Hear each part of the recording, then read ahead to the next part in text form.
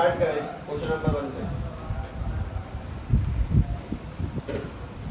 Formula लगाना है कौन सा? A dot B equals to mod A mod B cos theta. A dot B दिया है ना उसने, ए डॉट बी देखो सही, equals to mod A mod B cos theta. Value put कर दो, बाकी सब अपने आप आ जाएगा जो आना है। वैल्यू पुट करें। सबसे पहले तुम्हें ये पूरा चैप्टर अपने दम पे खत्म करना है।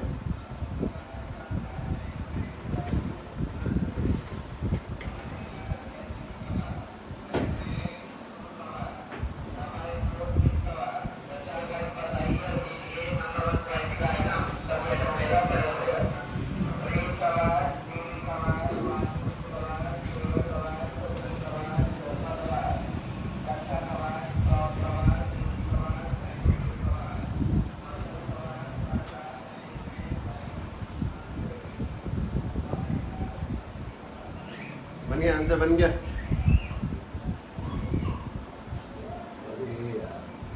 जल्दी बताओ है? एंगल कितना है? 45। ए डॉट बी की वैल्यू कितनी है? √6। ए का मॉड कितना है? √3। बी का मॉड कितना है? 2। और मल्टीप्लाई में कितना चलेगा? cos theta. इन दोनों लोगों को कहाँ पे लेके जाओगे तुम? डिवाइड में। और जैसे ही डिवाइड में लेके जाएंगे बन जाएगा √6 अपॉन में √3 मल्टीप्लाई में 2 इक्वल टू में cos थीटा। हाँ भाई, √6 से ये कटेगा तो 2 रह जाएगा, √2 अपॉन में 2 इक्वल टू में cos थीटा। तो सभी को इस बात से कोई दिक्कत नहीं है ना, 2 को 2 बार में तोड़ सकते हैं। √2 मल्टीप्लाई में √2, और जिस दिन ये टूटेगा उस दिन ये बढ़िया ही टूट जाएगा। √2 से √2 काटते 1 अपॉन में √2 इक्वल टू में cos थीटा।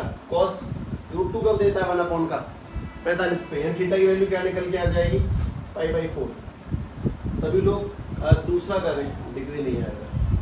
सभी लोग दूसरा देखें। तो आपके पास में एक वेक्टर तो ये दिया गया है i कैप माइनस के 2j कैप प्लस के 3k कैप, जबकि दूसरा वेक्टर ये दिया गया है 3i कैप माइनस के 2j कैप प्लस के k कैप। और तुम्हें क्या फाइंड करना है? इनके बीच का एंगल निकालने का तरीका A dot B mod B cos theta. तुम ए डॉट बी निकाल लोगे, आई का आई से, जे का जे से, के का के से। ए का मॉड निकाल लोगे, √x² वैल्यू पुट करो भाई। मैं तो बस ये चेक कर रहा हूँ कि मैंने तुम्हें कितना करवा दिया।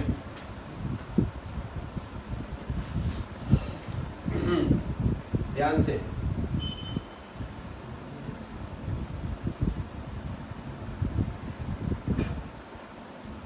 जरूरी नहीं कि तुम्हारे हर बार आंसर 45, 60, 90 ऐसे दिखाई दे, अच्छे खासे खुदे भी दिखते हैं वो।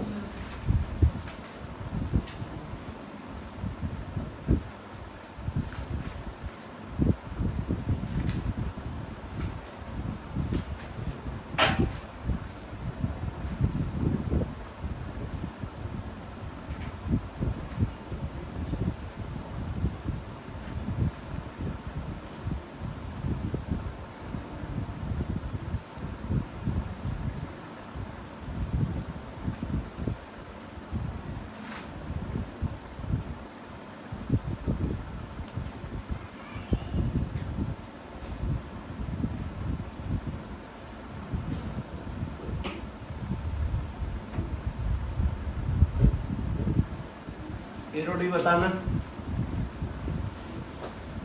3 एकम 3, 2 दूनी 4, 3 एकम 3। ए का मॉड कितना? √2 14।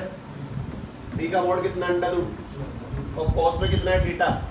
ये वाला 10, ये √14 × √14 cos थीटा। इधर जाएगा तो 10 अपॉन में 14 इक्वल टू में cos थीटा। इसको काटेंगे तो 5/7 इक्वल टू में cos थीटा। और अगर cos हटाएंगे तो वहाँ पे cos इनवर्स 5/7 और इक्वल टू में कितना? थीटा। खत्म। मुझे इस सवाल से ज़्यादा उम्मीद नहीं है। क्या निकालना है?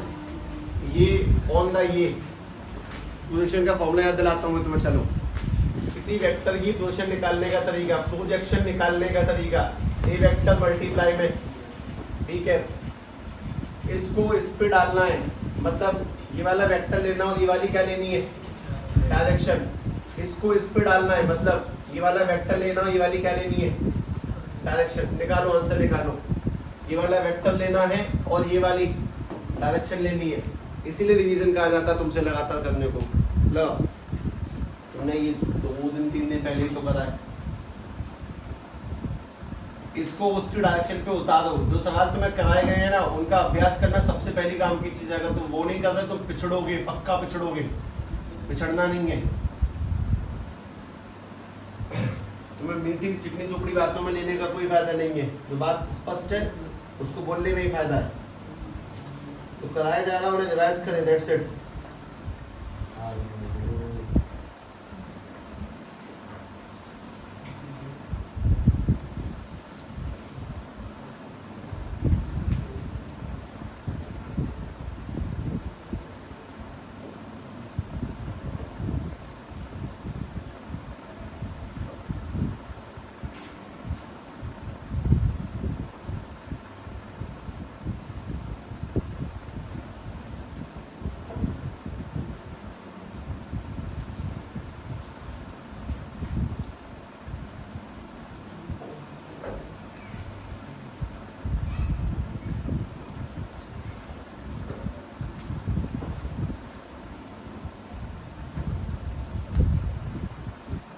प्रोजेक्शन यानी कि इस वेक्टर को उस वेक्टर की डायरेक्शन में उतार दो। वेक्टर कौन सा तुम्हारा? आई कैप माइनस के जे कैप। और डायरेक्शन किसकी लेनी है तुम्हें? आई प्लस जे की। आई प्लस जे की डायरेक्शन क्या बनेगी? आई प्लस जे अपॉन में √2। जब मल्टीप्लाई करेंगे तो आई का आई से और जे का जे से। आई बन जा 1 माइनस 1 बन जा 1 और अपॉन में √2। पोजीशन क्या निकल के आई? 1 में से 1 गए तो 0 अपॉन में √2 और ऊपर 0 नीचे कुछ भी हो 0। अगले का निकालो। प्रोजेक्शन यानी कि इस वेक्टर को इस वेक्टर की डायरेक्शन से मल्टीप्लाई करना है। करें ध्यान से। इस वेक्टर को इसकी डायरेक्शन से मल्टीप्लाई करो, निकल जाएगी प्रोजेक्शन।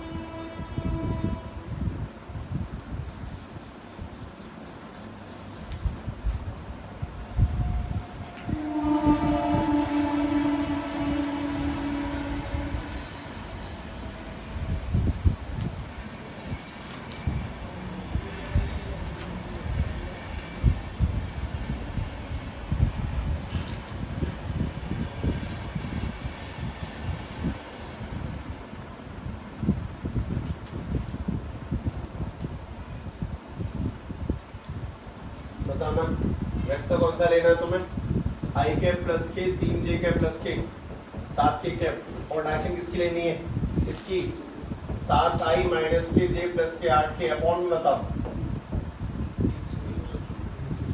√114 मल्टीप्लाई करेंगे। जब आई का आई से करेंगे तो 7 एकम 7 3 का 3 और 7 8 जा 56 और अपॉन में कितना आएगा? रूट में 114। 7 में से 3 गए तो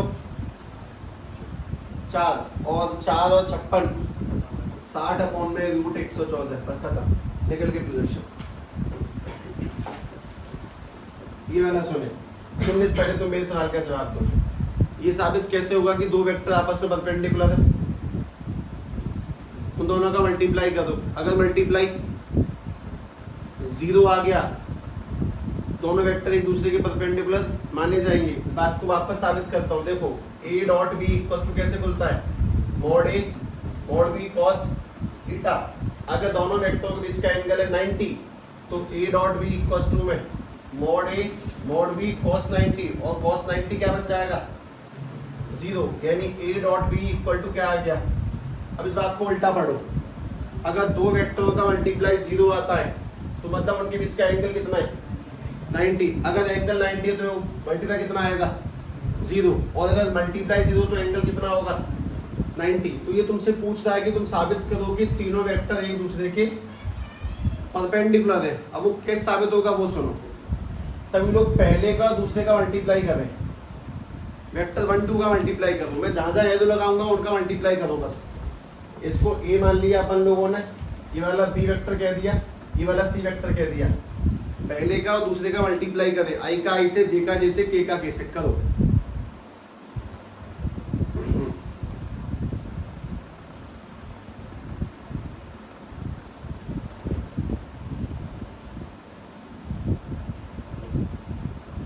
घर जाके अपनी किताब कॉपियां खोलने के अभ्यास को बनाए लगातार।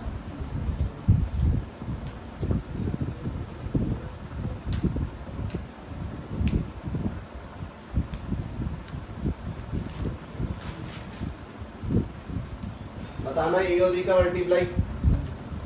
पहले 1/7 का 1/7 से किया, खेल खत्म करते हैं। 1/49। अब आई का आई से 3 दूनी 6, जे का जे से 6 दिया 18, और 6 का 2 से 12, तो 12 और 6 18 में से 18 गए, और 0 इंटू कुछ भी करोगे तो ए डॉट बी क्या बन गया। इस बात का मतलब ए और बी एक दूसरे के। अब दोबारा करें, सभी लोग बी और सी का मल्टीप्लाई करो। चलो बी का और सी का मल्टीप्लाई करें। मल्टीप्लाई करें बी वेक्टर और सी वेक्टर का, ध्यान से।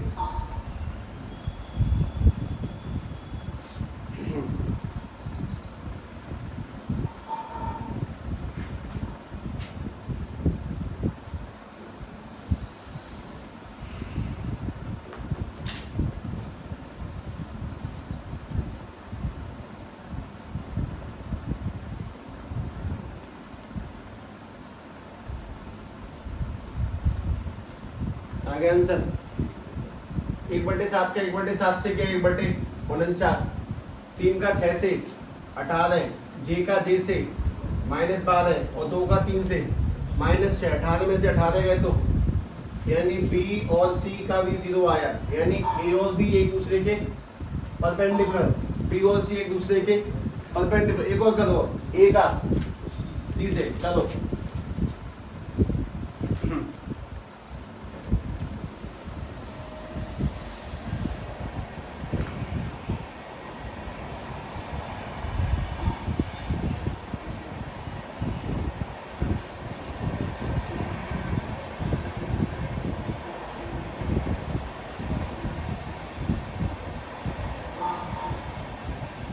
आ गया।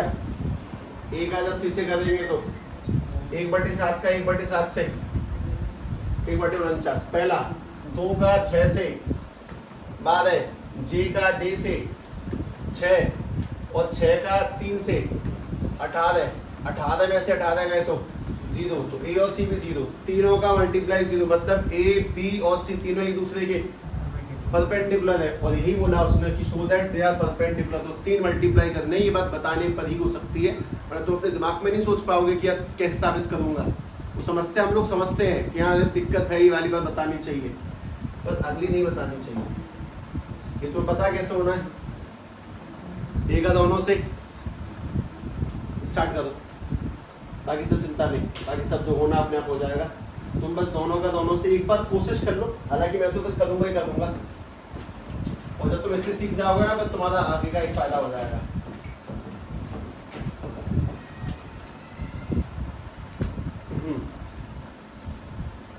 तो मुझे ये वाला आंसर याद दिलाना, ए डॉट ए करेंगे, एक सेकंड, ए डॉट बी करेंगे तो कैसे खुलता है, mod A mod B cos theta, और जब ए डॉट ए करेंगे तो कैसे खुलता है, मॉड ए कॉस 0, यानी ए डॉट ए की वैल्यू क्या बन जाएगी, मॉड ए का स्क्वायर। किसी को भी ऐसे कभी नहीं करना जीवन में, ए डॉट ए यानी कि ए वेक्टर का स्क्वायर, वो आदमी महाश्राप के काबिल है, ऐसे नहीं करना है। ए डॉट ए यानी मॉड ए का स्क्वायर होता है। खैर कोई नहीं, तो मल्टीप्लाई करो, ए का दोनों से दो, बी का दोनों से दो। चलो मुझे सारी बात में थोड़ा मजा इसलिए कम आया क्योंकि ये मैं तुम पहले करा दिया, ठीक है दोबारा करूंगा, ध्यान से करूंगा, आराम से करूंगा। तुम पहले करो, ए का दोनों से करो, बी का दोनों से करो मल्टीप्लाई।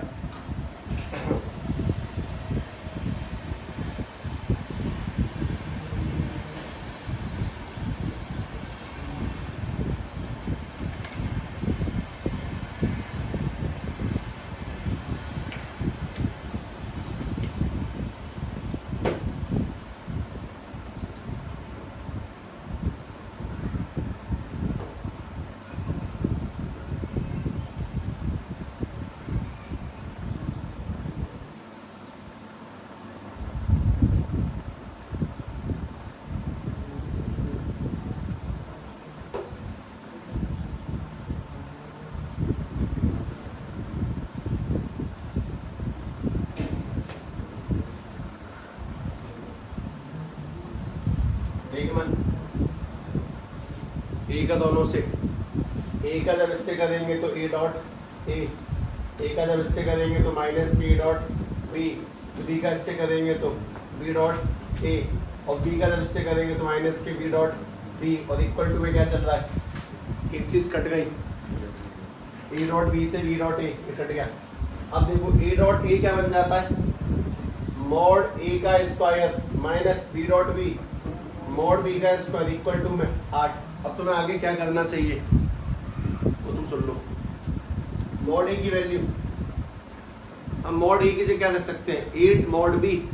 तुमने मॉड ए की जगह रखा 8 मॉड बी का स्क्वायर, माइनस में चल रहा है मॉड बी का स्क्वायर और इक्वल टू में चल रहा है 8 मॉड बी का स्क्वायर, 8 का स्क्वायर 64, इसका मॉड बी। तुम इससे डरो मत कि जब मॉड लगा स्क्वायर लगा सकता हूँ क्या मैं, सब बिल्कुल नॉर्मल मैथ जानिए, नॉर्मल मैथ, कोई दिक्कत नहीं है। माइनस के मॉड बी का स्क्वायर इक्वल टू 8, 64 मॉड में से एक मॉड चला गया तो 63, यानी कि 63 मॉड बी का स्क्वायर इक्वल टू में 8, 63 डिवाइड में जाएगा तो मॉड बी का स्क्वायर इक्वल टू 8 अपॉन में 63, और इसको हटेगा तो क्या लगेगा रूट, यानी मॉड बी की वैल्यू निकल के आएगी रूट 8 अपॉन में 63। काम कीजिए, अगर मॉड बी की वैल्यू रूट 8 अपॉन 63 है तो मॉड ए का कितना निकलेगा, बी का 8 गुना 8 root 8 upon 63।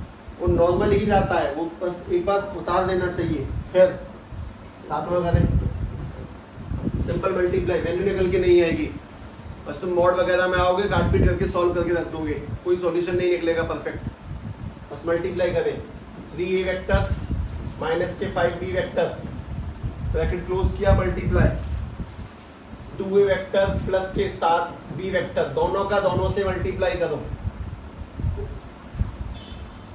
3a vector minus 5b vector, bracket close की मैंने, 2a वेक्टर प्लस 7 वेक्टर, दोनों का दोनों से मल्टीप्लाई। किसी परफेक्ट आंसर की उम्मीद मत लेना, बस सॉल्व करके रख दो, एक इक्वेशन सी बन जाएगी ऊपर, तो कुछ नहीं।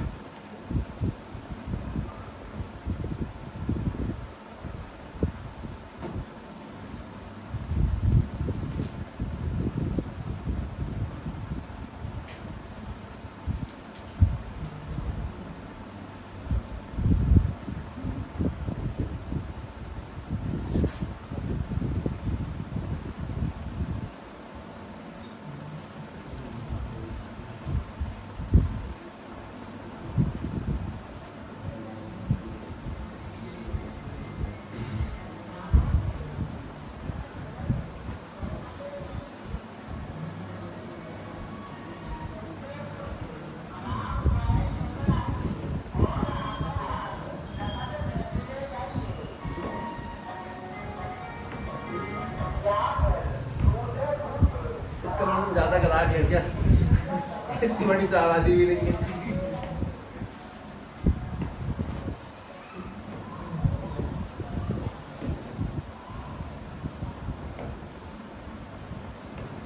हाँ भाई, 3 का दोनों से किया तो 3 इंटू 2 6 और a डॉट ए, फिर 3 का इससे करेंगे तो 7 है 21 a डॉट बी, फिर 5 का इससे करेंगे 10 b डॉट ए, और माइनस के 5 का इससे करेंगे तो माइनस के 35 b डॉट बी। अब बात है a डॉट ए क्या बन जाएगा, मॉड ए का स्क्वायर, 21 में से 10 गए तो 11 a डॉट बी, और माइनस के 35 b डॉट बी क्या बन जाएगा, मॉड बी का। बस ये आंसर, कोई सॉल्यूशन नहीं, कोई वैल्यू पुट नहीं करनी है, बस इतना सा answer, that's it. Question number 8 करें। दो वेक्टरों का मैग्नीट्यूड सेम है, उनके बीच का एंगल 60 है, और उनका मल्टीप्लाई 1/2 है। मैं तुमसे साफ साफ ये कहता हूँ कि तुम्हारे पास में ये फॉर्मूला है, तुम जो जो सामान देख गए इसमें तो सबकी वैल्यू पुट कर लो, बस तो जो जो दिख रहा है वो डाल दो। मल्टीप्लाई कितना है, एंगल कितना है, दोनों वेक्टर का मॉड सेम है, मतलब कि अगर इसका मॉड तुम ए मानोगे तो इसका भी तुम ए मानोगे। करो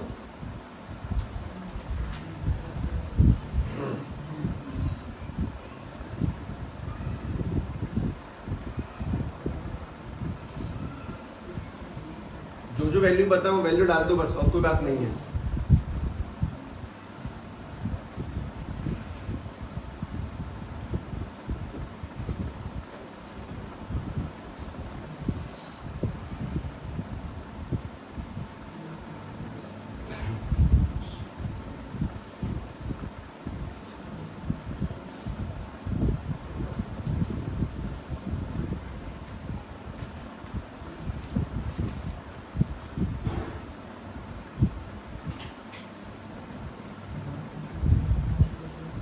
बेटा कुछ जरा पिता,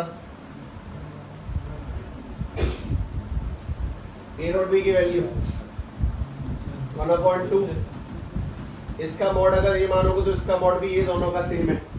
दोनों के बीच का एंगल कितना है, cos 60 कितना होता है 1/2, तो 1/2 से 1/2 कट गया, तो सामने 1 में mod A into mod A, mod A का स्क्वायर, और इसको हटाएंगे तो क्या लगेगा रूट, और 1 का रूट क्या निकल के आएगा 1, यानी ए का मॉड 1 है और दूसरे का मॉड भी 1 ही है।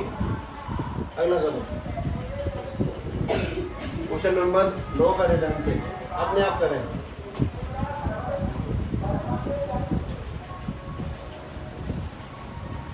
मल्टीप्लाई करने दोनों के दोनों से, बाकी बातें तो अपने आप समझ में आ जाएंगी। तुम पहले मल्टीप्लाई करो x का दोनों से, a का दोनों से।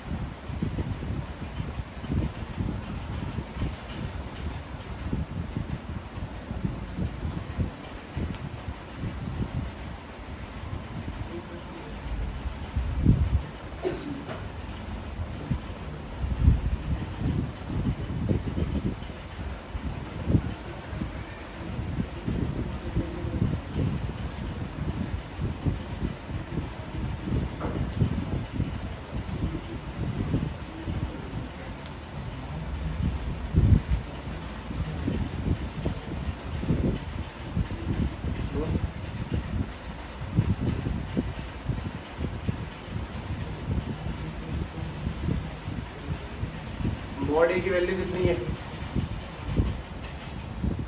ए कैसा वेक्टर है, अगर यूनिट वेक्टर है तो ए का मॉड कितना होगा।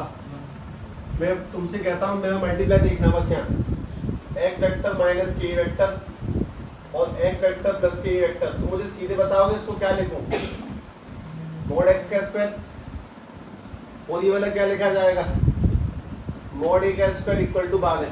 अगर तुम सीधे सुनने लायक हो तो दूसरी काम की चीज, मॉड एक्स का स्क्वायर माइनस के, ए का मॉड कितना है, ए एक यूनिट वेक्टर है तो ए का मॉड कितना है 1, और इक्वल टू में बाद है, माइनस के 1 यहाँ जाएगा तो प्लस के 1 13, और अगर स्क्वायर हटाएंगे तो क्या लगेगा उसके ऊपर रूट में 13, एक्स इक्वल टू में रूट 30, एक्स का मॉड निकला। तो थोड़ा सा दिमाग लगाओ, नहीं का कोई ज्यादा बड़ा खेल नहीं है, अगले यहाँ खेल दो। 10वां एक बार पहले लिख लो अपनी कॉपी में।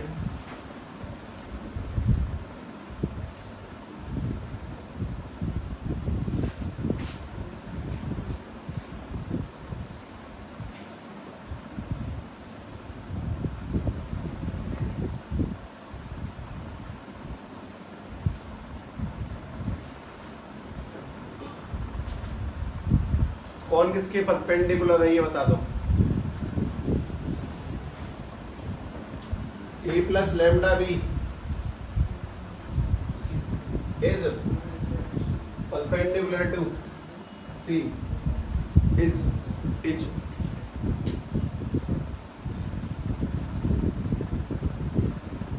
ए plus lambda B is perpendicular to C. समझते हैं रुक जाओ।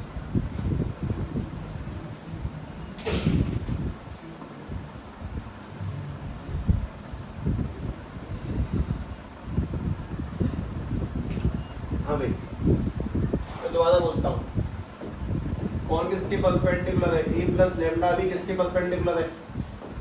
सी के। जब दो वेक्टर परपेंडिकुलर होते तब उनका मल्टीप्लाई 0, यानी ए प्लस लेमडा बी का मल्टीप्लाई जब सी से करेंगे तो क्या निकलेगा? 0। एक बेसिक लॉजिकल बात, मेरा ध्यान लेमडा निकालने पे ही नहीं है, मैं तो बस लॉजिक निकाल रहा हूँ कि ए प्लस लेमडा बी अगर सी के परपेंडिकुलर है तो ए प्लस लेमडा बी का जब सी से मल्टीप्लाई करोगे तो 0 आएगा।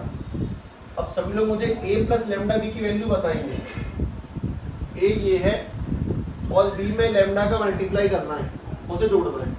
देखना ए की वैल्यू है 2i कैप प्लस के, 2j कैप प्लस के, 3k कैप। उसके बाद में लेमडा बी की वैल्यू देखना, बी के आगे लेमडा लगा दिया, मल्टीप्लाई करते हैं। इससे करेंगे तो minus k lambda I cap, जब इससे करेंगे तो 2 लेमडा जे कैप, और जब इससे करेंगे तो लेमडा के कैप। अब तुम सभी को a प्लस लेमडा बी की वैल्यू बता देनी चाहिए मुझे। i में i जोड़ने पर i और i जोड़ेंगे तो 2 माइनस के लेमडा और कॉमन क्या लिख दिया मैंने? i cap. जब j और j जोड़ेंगे तो 2 प्लस 2 लेमडा कॉमन क्या लिख दिया? j cap. जब ये और ये जोड़ेंगे तो 3 प्लस लेमडा कॉमन क्या लिख दिया? k cap. अब ये किसके परपेंडिकुलर है? c के। मतलब a plus lambda B C के परपेंडिकुलर होने का मतलब कि a प्लस लेमडा बी की value 2 minus k lambda I cap, 2 plus k 2 lambda J cap और 3 प्लस के लेमडा के कैप। ये अगर हम लोग इसका मल्टीप्लाई किससे करते हैं? सी से। सी कितना है अपना? सी की वैल्यू 3i कैप प्लस के जे कैप, तो आंसर क्या निकल के आएगा? 0। जब a प्लस लेमडा बी का तुम किससे मल्टीप्लाई करोगे? सी से, तो आंसर क्या निकलेगा? 0। क्यों? क्योंकि a प्लस लेमडा बी और c एक दूसरे कैसे हैं? परपेंडिकुलर। अब मल्टीप्लाई करने का उसूल बहुत सिंपल है। मल्टीप्लाई तुमसे साफ ये कहता है कि i का i से करना और j का j से।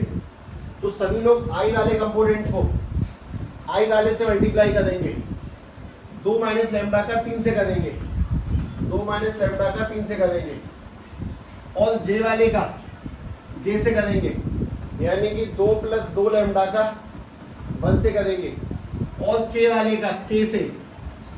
कोई फायदा ही नहीं है, 0। जब 3 का दोनों जगह किया गया, 3 दूनी 6 और 3 तिया 3 लेमडा, ये वाला 2 plus k 2 lambda equal to में 0, 6 और 2 8, माइनस 3 और 2 माइनस के लेमडा, और माइनस के लेमडा वहां जाएगा तो लेमडा की वैल्यू क्या निकल के आएगी? 8। पहले सवाल को दिमाग में सेट करें, कौन किसके परपेंडिकुलर है? a plus lambda B c के परपेंडिकुलर है, तो पहले a प्लस लेमडा बी निकालो, c से मल्टीप्लाई करो और किसके इक्वल लगा दो? 0 के। और सवाल ऑब्वियसली थोड़ा ठीक था, अब तक के सभी सवालों से ठीक है, इसीलिए वो वर्ड लगातार यूज होता रहेगा, रिवीजन। ध्यान रख के लिख ले पहले जितना तुम्हारा लिखने की इच्छा हो कि साहब इससे आगे मैं समझ गया, उससे आगे मैं कर लूंगा, लेकिन ध्यान से बात सोचे। a प्लस लेमडा बी अगर c से मल्टीप्लाई करेंगे तो 0 निकल के आता है, क्योंकि वो दोनों आपस में परपेंडिकुलर है।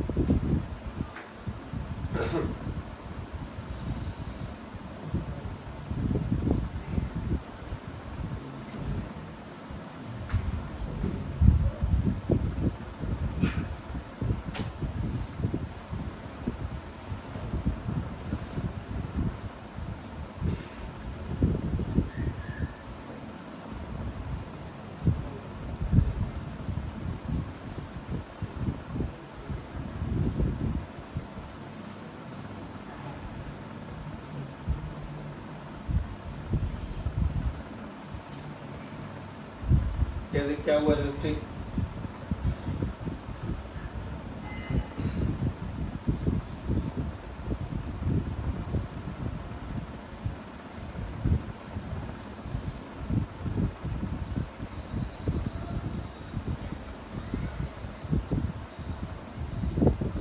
a plus lambda B C के perpendicular multiply 0 lambda 8।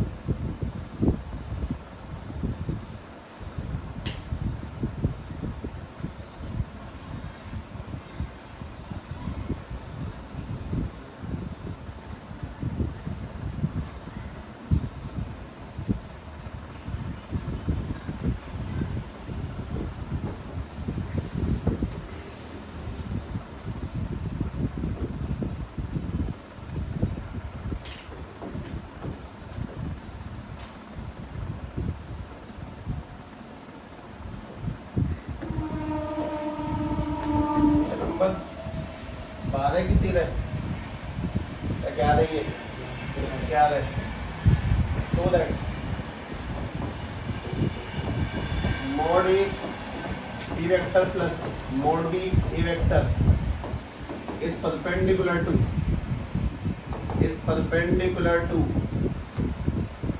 mod A B vector minus K mod B A vector। ये सवाल है। पहली बात ये कि ये वो सवाल है जो 11 में किसी भी बालक के सबसे बड़ा दुख रहे होंगे। दूसरी वो भी सवाल है जिन्हें हम लोगों ने जीवन में पहली बार देखा तो गुस्सा आती थी कि क्या सवाल है, संख्या में देना मजे आ रहे थे मुझे करने में, तब से बीच में क्या फंसा दिया, नहीं चाहिए ऐसी बात है। तो समझ में यह आया कि सवालों को देखने से बढ़िया तो सबसे बड़ी तरीका है उन्हें लिखो और नेकात बैठ जाओ, तुझसे देखो मैं तुम्हें कुछ दिखाता हूँ बढ़िया।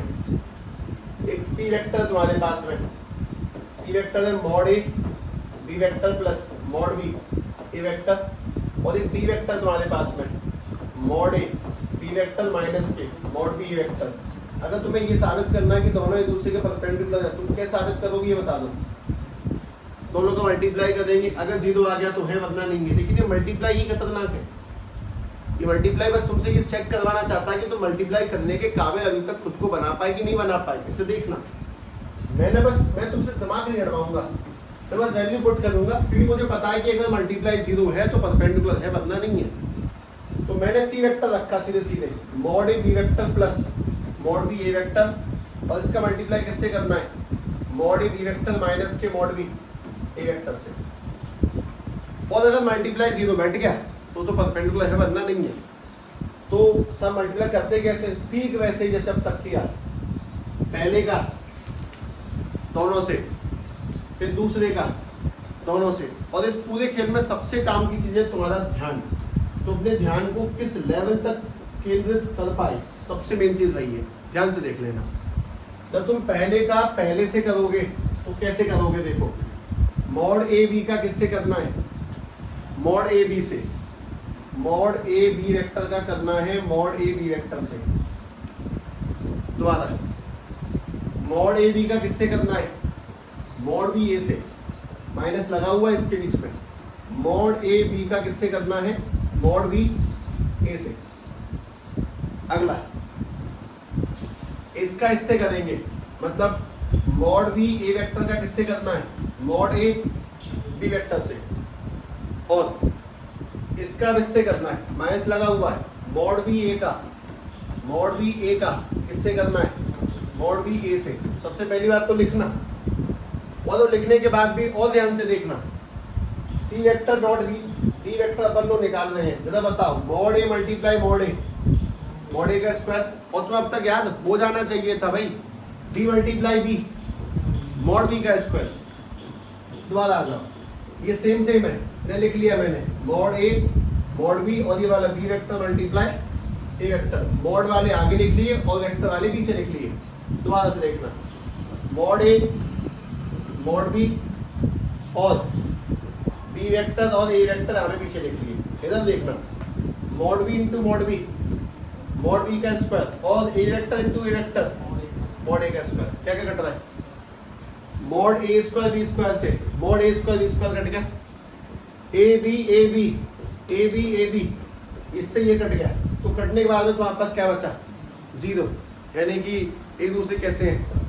मैंने कोई नई बात थोड़ी सिखाई है, मैंने बस तुम्हें ये बताया कि सवाल की कठिनाई उसके लिखने से भी जाहिर होती। कभी कभी लिखा है ऐसा कि कोई छेड़ने की कोशिश नहीं करेगा, लेकिन करने में कुछ नहीं है। सबका सबसे ध्यान से मल्टीप्लाई करना, और कटने के बाद में ऑटोमेटिकली आंसर 0 होना इस बात का सबूत है कि दोनों वेक्टर एक दूसरे के परपेंडिकुलर है।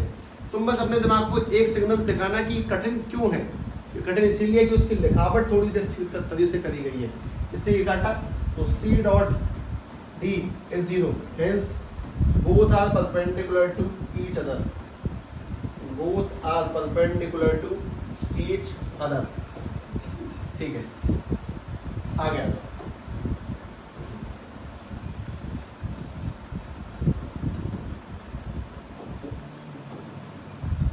क्वेश्चन नंबर 14 तो सवाल नहीं है, कंसेप्ट है। पहले तो 14वां देख लो। अगर A और B 0 तो मल्टीप्लाई 0 आएगा। हाँ, क्या उसका उल्टा भी सही है ना, अगर मल्टीप्लाई 0 है तो ए और बी 0 होने की कंडीशन जरूरी नहीं है, हो सकता है उनके बीच का एंगल 90 हो गया हो, मल्टीप्लाई 0 हो गया हो, मैं क्या करूं? तो ये तो छोड़ो, कन्वर्स इज ट्रू, नो। ये देखें, अगर ए डॉट ए 0 है, ए डॉट बी भी 0 है, तो बी के बारे में तुम्हारा क्या कहना है? सवाल नहीं है, बस कहना क्या है, वो सुनना चाहता है सवाल। ध्यान से बात सुनो, मैं पहले निकालने जाता हूँ, ए डॉट ए निकालने जाता हूँ। ए डॉट ए कैसे निकलेगा? मॉड ए कॉस कितना? तो mod A dot A equals to में मॉड ए कॉस 0 की वैल्यू 1। तुम्हें बात बताओ, इसका आंसर 0 कैसे आया होगा? एंगल ने तो गड़बड़ करी नहीं है, वो 0 बना, आंसर 1 आया। ए डॉट ए 0 क्यों आ रहा है? ए की वैल्यू 0 है इसीलिए आ रहा है। ए की वैल्यू 0 होगी तभी तो 0 इंटू 1 होके 0 बना होगा। ए की वैल्यू फिक्स हो गई, यहाँ से 0 है। अब बताओ ए डॉट बी की वैल्यू 0 क्यों आ रही है? क्योंकि फॉर्मूला खुला होगा mod A mod B cos theta. यहाँ से 0 क्यों आ रहा है? क्योंकि ए 0 है तो बी और कॉस को सबको खत्म कर दिया उसने। तो आधा बी के बारे में क्या कहना है? क्या बी की वैल्यू 0 है? सब बी के बारे में मेरा कोई कहना नहीं है, बी एकदम निर्दोष है। बी 0 हो भी सकता है, नहीं भी हो सकता है, बी सिंपल भी हो सकता है, लेकिन आंसर तो 0 ही आएगा क्योंकि ए 0 बन चुका है। वो कुछ भी कर ले, आंसर मल्टीप्लाई होके आना है और 0 रह जाएगा। बी के बारे में क्या कहना है? बी के बारे में कहना है ये कि B can be any vector, ये कुछ भी हो सकता है, आइदर 0 और नॉन 0। ये चाहे 0 भी हो सकता है और 0 नहीं भी हो सकता है, लेकिन बेचारी गलती कुछ नहीं है, ये सारा खेल बिगाड़ा किसने? ए ने। तो ये कंसेप्चुअल सवाल है, वैसे ये नहीं है, और यही खतरनाक सवाल होते हैं, कंसेप्ट बिल्डर। क्वेश्चन नंबर 13 अपनी कॉपी में लिखे। ये जिस जगह मुड़ता है ना, उस जगह की कल्पना तुम कर नहीं सकते, इसीलिए मैं करा रहा हूँ, देखना ध्यान से। पहली बार में नहीं कर सकते, बस दोबारा में तो फिर धज्जी उड़ जाएंगी।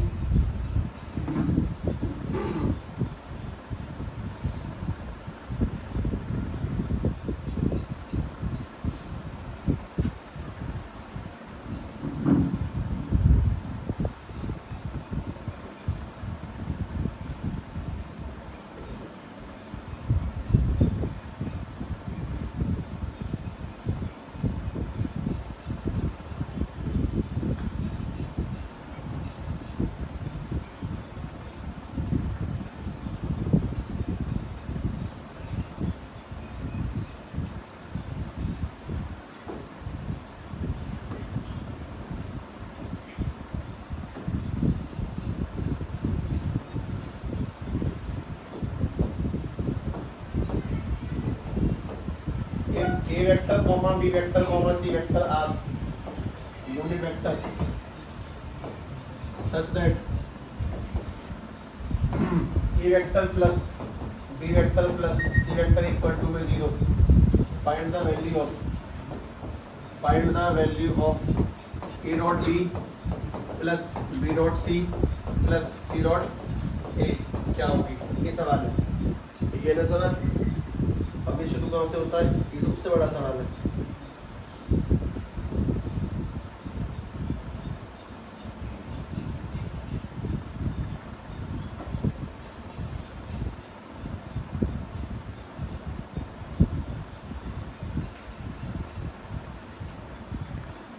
देखो तीनों वेक्टरों का प्लस 0। हाँ जी, बस 2 मिनट।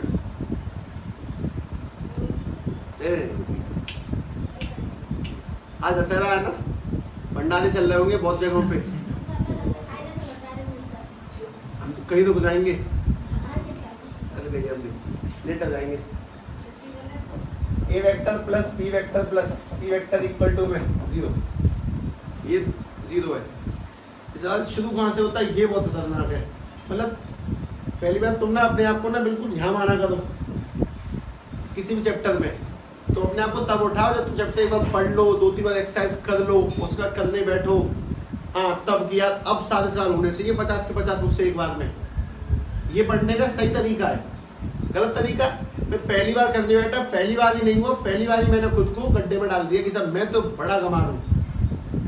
सबसे गलत चीज़ है, क्वेश्चन को 8-10 बार जब तक करने के बाद में दोबारा उतारा करो, तब नहीं हुआ, तब थोड़ा सा संशय का विषय में फिर भूल गया, वो दिक्कत है। खैर इसमें दोनों तरफ लगेगा कि होल स्क्वायर, ये तुम नहीं सोच पाते, यही तो बताना मुझे।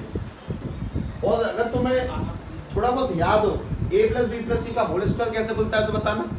ए square plus B square plus C square plus 2ab plus 2bc plus 2ac, तो होल स्क्वायर खुलते हैं। ए स्क्वायर यानी कि a dot A, B square यानी कि b डॉट बी, फिर सी स्क्वायर यानी कि c dot C plus k 2 into में a डॉट बी, उसके बाद में 2 इंटू में b डॉट सी, उसके बाद में 2 इंटू में a डॉट सी, और इक्वल टू में कितना 0, non stop. a into A mod A का स्क्वायर, अब तो डटा लगातार 4-5 सवाल आ रहे हैं सेम कंडीशन में। b into A B mod B का square, c into A C mod C का स्क्वायर, इसका कुछ नहीं हो सकता लेकिन 2 कॉमन हो सकता है तीनों में से, और तीनों में से 2 कॉमन लेंगे तो a डॉट बी प्लस के, b डॉट सी प्लस के, a डॉट सी, और इक्वल टू में कितना 0। ध्यान से a का मॉड कितना है, क्योंकि ऊपर उसने पहली लाइन में बोला है कि a and b and c are unit vector, तो a का मॉड 1, b का मॉड 1, c का मॉड 1। अच्छा 2 कॉमन है, उससे दिक्कत नहीं है, ये है a dot b plus b dot c plus c dot a dot c, एक ही बात है फिलहाल, तो एक ही बात है a डॉट c, और इक्वल टू में 0। 1 1 1 3 प्लस का उधर जाएगा तो माइनस, और 2 आगे मल्टीप्लाई में, नीचे जाएगा तो डिवाइड में, यानी कि तुम्हारे पास में a dot B plus b dot C और प्लस c डॉट a की वैल्यू क्या निकल के आएगी, माइनस के 3/2। फाइंड हो गया आंसर। हाँ इसीलिए इंपॉर्टेंट था, है ना, नहीं सोचने में आता पहली बार में कि होल स्क्वायर भी वो ऑप्शन हो सकता है, यार पता है इसीलिए करवाया गया है ना, इन्हीं लिए अटेम्प्ट देना होता तुम्हें, इन्हीं चीज़ों के लिए। गाड़ी की बारिश पड़ेगी, अच्छा नहीं रहा होगा आज।